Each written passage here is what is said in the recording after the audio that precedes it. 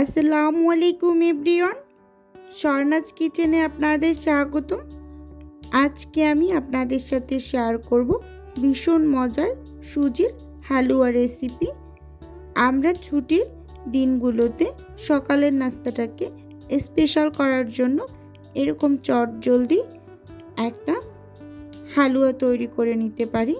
চলুন তাহলে দেখে নিই আজকের রেসিপি। প্রথমে চুলোতে আমি একটা প্যান বসিয়ে দিয়েছি। প্যান গরম হওয়ার পর এর মাঝে আমি দিয়ে দিলাম কিছুটা পরিমাণ বাটার। আমি আজকের হালুয়াটা সম্পূর্ণটা বাটার দিয়ে তৈরি করব। আপনারা চাইলে ঘি বা সাদা তেল দিয়েও তৈরি করতে পারেন। আমি বাটারটাকে নেড়ে চেড়ে সম্পূর্ণ মেল্ট করে নেব। মেল্ট হয়ে যাওয়ার পর এর মাঝে আমি দিয়ে দেব একটা মুখ ফাটানো এলাচ এবং 2টা লবঙ্গ দিয়ে হালকা করে একটু নেড়ে চেড়ে 50 সেকেন্ডের মতো ভেজে নেব। ভেজে নেওয়া হয়ে গেলে দিয়ে দেব 1-2 কাপ সুজি দিয়ে খুব ভালোভাবে সুজিটাকে নেড়ে চেড়ে ভেজে নেব। 1 থেকে 1.5 মিনিটের মতো সুজিটাকে আমি ভেজে নিয়েছি। এখন 1 চামচ গুঁড়ো দুধ দিয়ে খুব ভালোভাবে মিশিয়ে নেব। মিশিয়ে নেওয়া হয়ে গেলে এর মাঝে আমি আগে থেকে জাল করে রাখা দুধ দিয়ে দেব। আমি এখানে আগে থেকে গরুর দুধ জাল করে একটু ঘন করে নিয়েছি, সেটা কিছুটা পরিমাণ দিয়ে দিলাম। আরও আমি এখানে কিছুটা পরিমাণ ব্যবহার করব। প্রথম অবস্থাতে আমি 1 কাপ দিয়েছি, দিয়ে দিলাম 1/3 কাপ চিনি। মিষ্টিটা আপনারা যে যার স্বাদ অনুযায়ী নিয়ে নেবেন। চিনিটাকে একটু নেড়ে চেড়ে মিশিয়ে নেব। আর যে বাকি দুধটুকু আছে সেটা আমি এই পর্যায়ে দিয়ে দেব।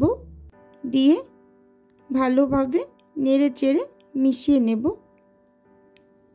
এই পর্যায়ে এসে দিয়ে দিলাম স্বাদ মতো লবণ। মিষ্টি খাবারে লবণ দিলে এর স্বাদটা অনেক অংশে বেড়ে যায়। আবার অনেকে মিষ্টিটা পছন্দ করে না, তারা স্কিপ করে যেতে পারেন।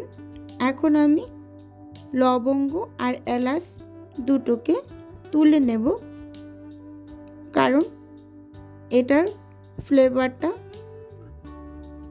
হালুয়ার ভিতরে অলরেডি চলে গেছে। এখন আমি ফেলে দিলাম তুলে।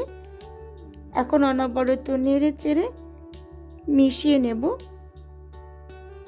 এখন আমি দিয়ে দেব সামান্য একটু ফুড কালার। আমি এটাকে একটু কালারফুল করার জন্য ফুড কালার ইউজ করেছি। আপনারা চাইলে শুধু সাদাও রাখতে পারেন বা অন্য কোনো কালার হাতের কাছে থাকলে সেটাও ইউজ করতে পারেন। খুব ভালোভাবে নেড়ে চেড়ে মিশিয়ে এটা তৈরি করে নেব। নামানোর আগে একটু চেক করে নেব যে সুজিটা পারফেক্টলি সেদ্ধ হয়েছে কিনা।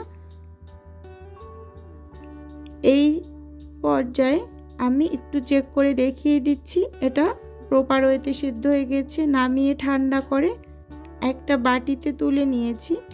বাটিতে আমি পুরো সেট করে দিয়েছি। এখন আমি এটাকে ফ্রিজে রেখে দিয়েছি। 20 মিনিট পরে আমি এটা বের করে এখন আমি আমার পছন্দ মতো শেপে কেটে নেব। আপনারা আপনাদের পছন্দ অনুযায়ী যে কোনো শেপে কেটে নেবেন। এটা খেতে অসম্ভব ভালো লাগে। ভিডিওর এই পর্যায়ে এসে ভিউয়ার্স আপু এবং ভাইয়াদের উদ্দেশ্যে একটাই অনুরোধ, প্লিজ ভিডিওটা না টেনে সম্পূর্ণটা দেখার ট্রাই করবেন। আর ভিডিওর কোনো অংশ যদি ভালো লেগে যায় তাহলে প্লিজ চ্যানেলটি সাবস্ক্রাইব করে আমার পাশে থেকে যাওয়ার অনুরোধ রইল। আমাকে অবশ্যই প্রপার একটা ওয়াচ টাইম দেওয়ার ট্রাই করবেন। আর ভিডিওর শুরুতে অবশ্যই একটা লাইক দিয়ে ভিডিওটা দেখা কন্টিনিউ করবেন। এখন আমি কেটে নিয়েছি সবগুলো। একটু দেখিয়ে দিচ্ছি যে এটার পিছন ছাদটা কতটা সুন্দরভাবে এটা সেট হয়ে গিয়েছে। এবং এই হালুয়াটা ঠান্ডা ঠান্ডা অবস্থায় খেতে খুবই ভালো লাগে এবং খুব কম সময়ে কম উপকরণে এটা তৈরি করে নেওয়া যায়। আপনারাও এভাবে করে বাসায় একবার হলেও ট্রাই করে দেখবেন, খেতে খুবই ভালো লাগে। একটু সার্ভ করে দেখিয়ে দিচ্ছি এটা দেখতে কতটা সুন্দর হয়েছে আর খেতে মাশাআল্লাহ অসাধারণ হয়েছিল। আপনারাও এভাবে ছুটির দিনগুলোতে বাসায় সকালের নাস্তায় এটা তৈরি করে নিতে পারেন। এটা রুটি পরোটার সাথে খেতে খুবই ভালো লাগে। আজকের ভিডিও এ পর্যন্তই, দেখা হবে অন্য কোনো ভিডিওতে। আল্লাহ হাফেজ, আসসালামু আলাইকুম।